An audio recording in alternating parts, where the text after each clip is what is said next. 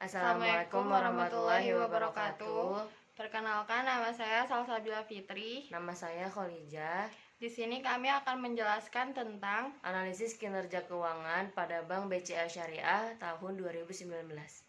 kinerja keuangan merupakan gambaran kondisi keuangan pada suatu periode tertentu yang menyangkut tentang biaya-biaya operasional perusahaan, juga yang menyangkut aspek keuangan, pemasaran, dan teknologi maupun sumber daya manusia. Biasanya diukur dengan menggunakan indikator likuiditas, solvabilitas, rentabilitas atau profitabilitas, dan stabilitas suatu perusahaan. Beberapa tujuan kinerja keuangan antara lain: yang pertama, untuk mengetahui keberhasilan dalam pengelolaan keuangan bank, terutama kondisi likuiditas, kecukupan modal, dan profitabilitas yang dicapai dalam tahun yang sedang berjalan maupun tahun sebelum-sebelumnya.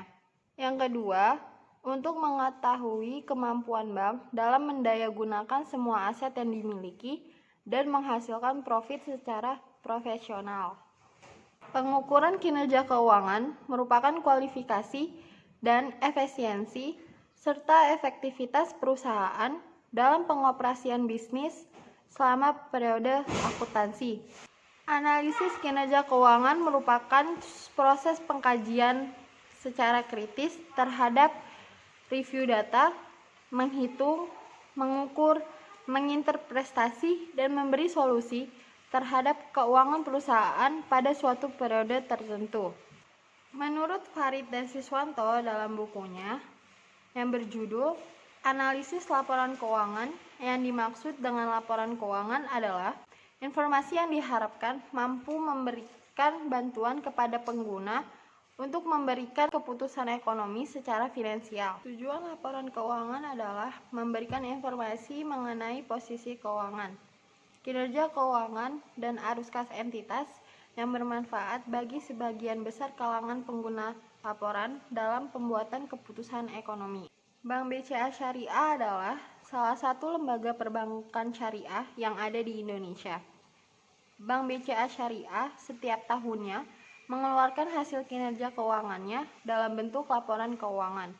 Terakhir, laporan tahunan 2020 dikeluarkan pada tanggal 10 Mei 2021. Laporan tahunan yang memiliki kesinambungan tema tahun 2019 yaitu mempertahankan kualitas dan pertumbuhan yang berkesinambungan.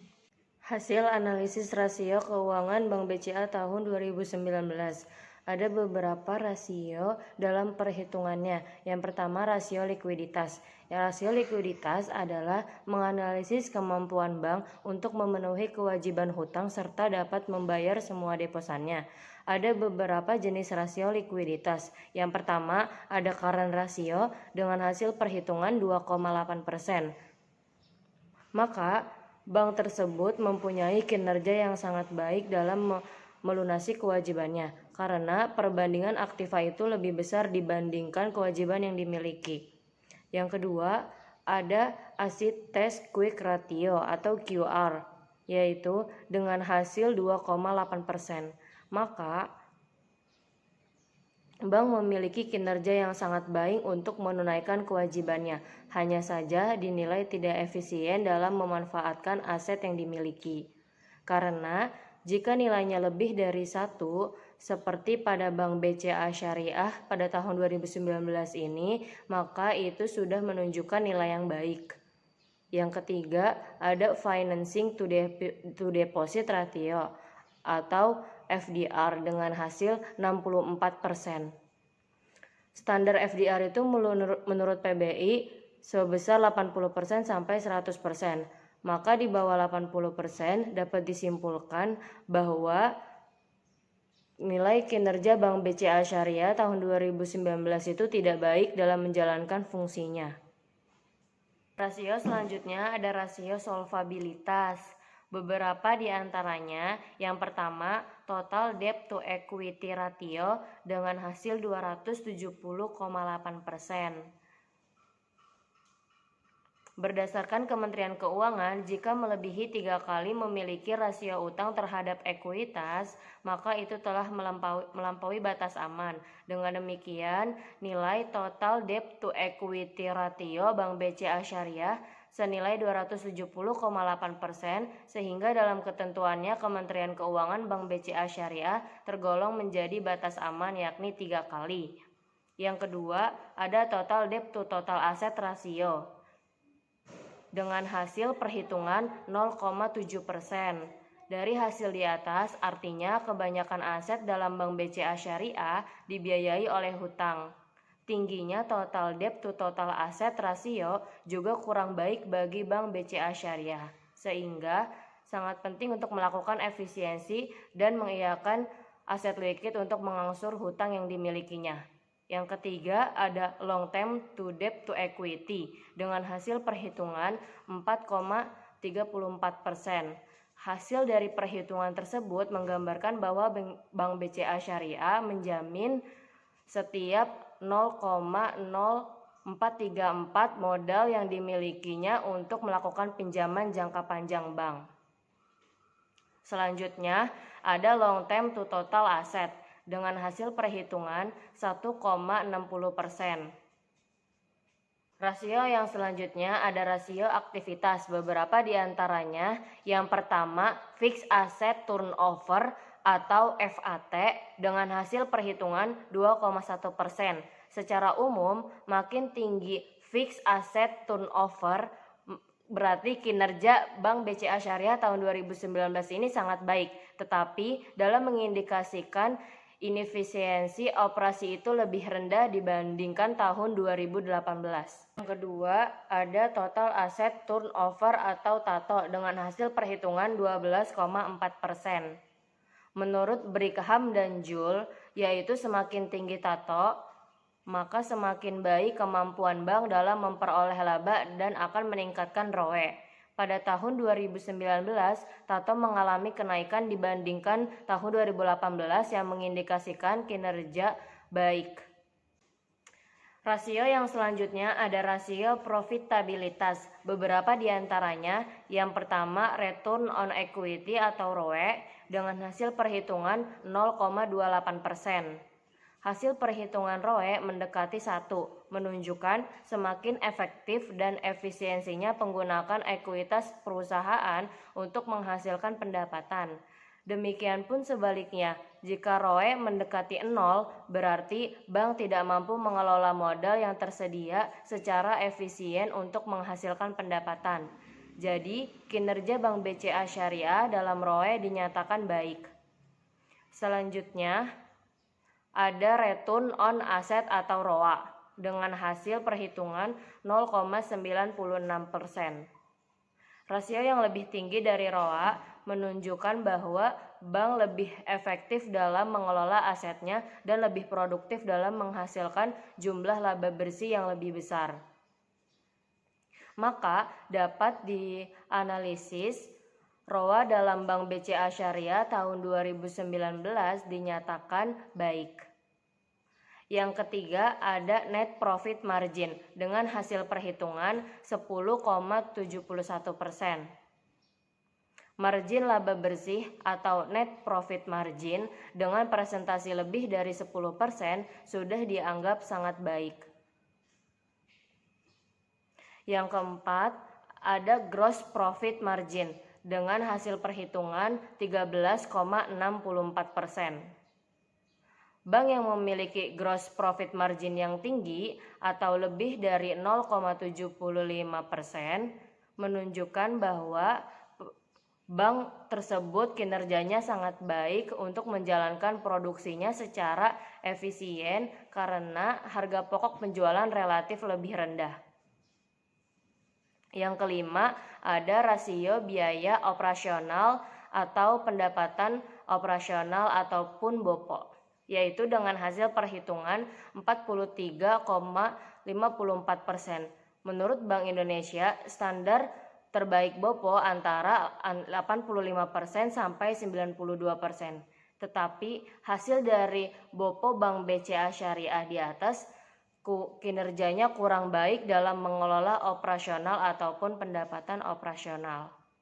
Rasio yang terakhir yaitu rasio terkait permodalan dan rasio kepatuhan lainnya. Beberapa di antaranya, yang pertama ada Capital Adequacy Ratio atau CAR, yaitu dengan hasil perhitungan 38,28%. Berdasarkan data OJK pada Januari 2019, Bank Syariah tercatat memiliki CAR rata-rata sebesar 20,25% atau 37 miliar. Sementara CAR yang didapatkan oleh Bank BCA Syariah pada tahun 2019 mendapatkan 38,20% di atas rata-rata. Berarti kinerja Bank BCA Syariah sangat baik dalam menghadapi resiko kerugian. Yang kedua ada payout ratio atau PR investment dengan hasil perhitungan 5,89%. Payout ratio menunjukkan Bank Syariah terlibat di dalam pasar modal atau dalam bentuk investasi semakin rendah dividen rasio yang dibagikan bank kepada investor, maka bagi investor merupakan sinyal yang kurang baik dalam berinvestasi dan akan semakin rendah pula price earning ratio. Yang ketiga ada non-performing loan atau NPL dengan hasil perhitungan 11,6%. Menurut Bank Indonesia pada tahun 2004, rasio NPL yang ditetapkan adalah 5%. Maka semakin menurun laba yang diperoleh bank, akan semakin tinggi rasio NPL. Dari hasil NPL Bank BCA Syariah di atas menunjukkan bahwa kinerja tidak baik dan akan membuat perolehan laba turun. Keempat, ada net interest atau income margin atau NIM dengan hasil perhitungan 3,76%. NIM suatu bank dikatakan sehat apabila mempunyai rasio di atas 2%. Hasil dari kinerja Bank BCA Syariah di atas menunjukkan kinerja Bank BCA sangat baik dalam mengelola investasi dan marginnya. Yang kelima, ada batas maksimum pemberian kredit atau BMPK dengan hasil perhitungan 30%. BMPK adalah presentasi maksimal penyedia dana terhadap modal BPR yang mencakup kredit dan pendapatan dana BPR di bank lain kecuali giro. Penyaluran besar BMPK yang diperkenankan kepada DPR itu ditetapkan paling tinggi 10%. Lalu yang keenam, ada giro wajib minimum atau GWM dengan hasil perhitungan 4,96%.